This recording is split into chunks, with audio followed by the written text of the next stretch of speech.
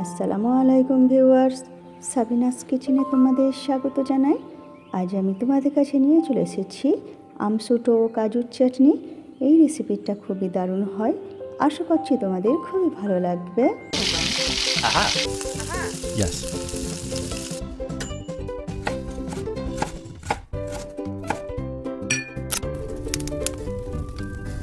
Wow!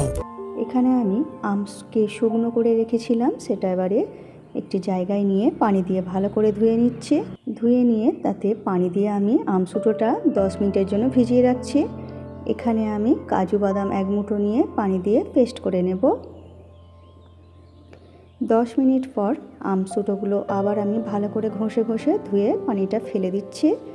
দিয়ে এরপরে কড়াইতে অল্প করে সর্ষের তেল দিয়ে দিচ্ছি, শুকনো লঙ্কা ও হাফ চামচ 5 ফোড়ন দিয়ে দিচ্ছি। সব কিছু ফোড়ন যখন ভালো করে লাল হয়ে সুন্দর গন্ধ বের হবে, তখন এর মধ্যে আমি আমের সুটোগুলো দিয়ে দিলাম। দিয়ে এরপরে ভালো করে নেড়ে দেব।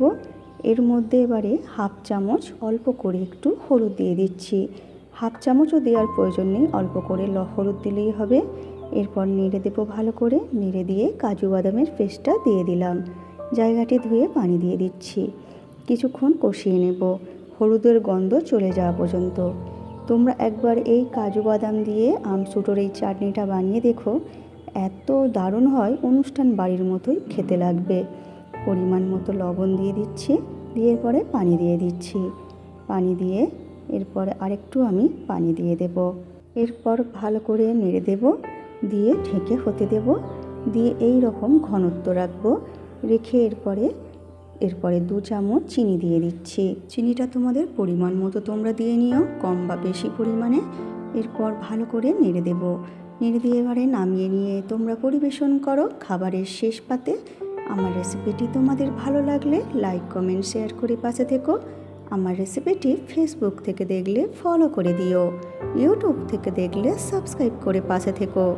আমার রেসিপিটি শেষ পর্যন্ত দেখার জন্য তোমাদের অনেক অনেক ধন্যবাদ রইল।